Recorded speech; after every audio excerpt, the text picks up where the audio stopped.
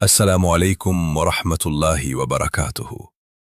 میرے عزیز بھائی اور بہنوں، آج میں آپ کو درود ابراہیمی کا وہ راز بتانے جا رہا ہوں جس کا ذکر عام مجالس میں نہیں ہوتا۔ وہ راز جو صرف الفاظ کا مجموعہ نہیں بلکہ روح کی گہرائیوں کو ہلا دینے والی حقیقت ہے۔ یہ وہ درود ہے جو نبی کریم صلی اللہ علیہ وسلم نے خود سکھایا۔ یہ وہ درود ہے جس میں انبیاء کی خوشبو ہے۔ یہ وہ درود ہے جس میں امت کی بخشش چھپی ہوئی ہے۔ لیکن آج سوال یہ ہے کہ آخر درود ابراہیمی میں ایسا کیا راز ہے جس پر مولانا جلال الدین رومی بار بار خاموش ہو جاتے تھے، جس پر وہ مسکرا کر کہتے تھے یہ بات ہر دل کے لیے نہیں۔ مولانا رومی فرماتے تھے کچھ اذکار زبان سے پڑھے جاتے ہیں اور کچھ اذکار روح سے اترتے ہیں۔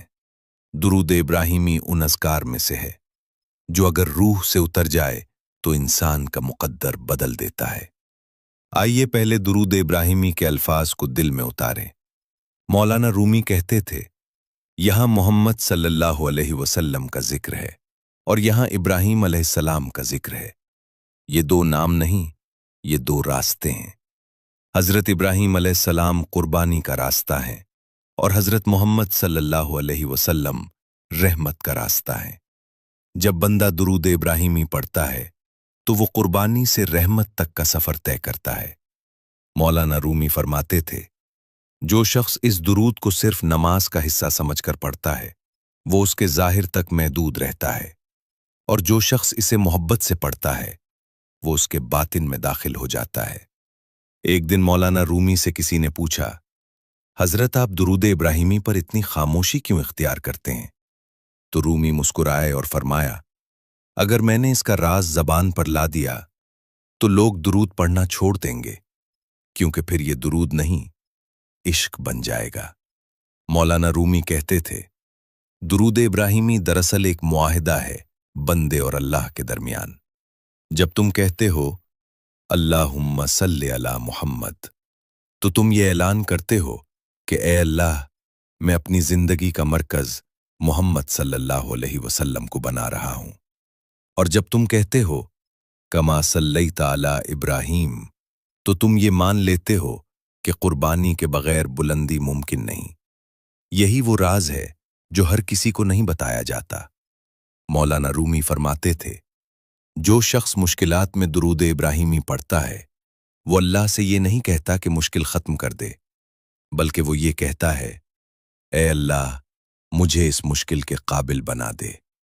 یہ درود دل کے زخموں کو بھی بھر دیتا ہے۔ یہ درود رزق کے بند دروازے بھی کھول دیتا ہے۔ یہ درود دل کی سختی کو بھی پگھلا دیتا ہے۔ مولانا رومی کے مطابق درود ابراہیمی صرف پڑھا نہیں جاتا، اسے جایا جاتا ہے۔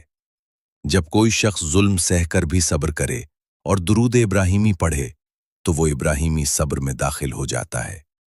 جب کوئی شخص گناہوں کے باوجود امید رکھے اور درود ابراہیمی پڑھے تو وہ محمدی رحمت میں داخل ہو جاتا ہے۔ یہی وہ راز ہے جس پر مولانا رومی نے کہا تھا درود ابراہیمی وہ سیڑھی ہے جو زمین سے نہیں دل سے آسمان تک جاتی ہے۔ میرے بھائیوں اور بہنوں، اگر آپ چاہتے ہیں کہ آپ کی دعا آسمانوں کو چیر دے، اگر آپ چاہتے ہیں کہ آپ کا نام فرشتوں کی زبان پر آئے تو درود ابراہیمی کو صرف ورد نہ بنائیں، اسے یقین بنائیں۔ آج سے یہ نیت کریں کہ جب بھی درود ابراہیمی پڑھیں گے دل میں محمد صلی اللہ علیہ وسلم کی محبت اور ابراہیم علیہ السلام کی قربانی زندہ رکھیں گے۔ مولانا رومی فرماتے تھے جس دن درود ابراہیمی آنکھوں سے آنسو بن کر بہہ جائے سمجھ لو اس دن تمہاری روح جاگ گئی۔ اور آخر میں ایک بات جو مولانا رومی نے صرف اپنے خاص شاگرد کو کہی، درود ابراہیمی وہ دعا ہے جو اگر قبول نہ بھی ہو تو قبول کرنے والا بندہ ضرور بدل جاتا ہے۔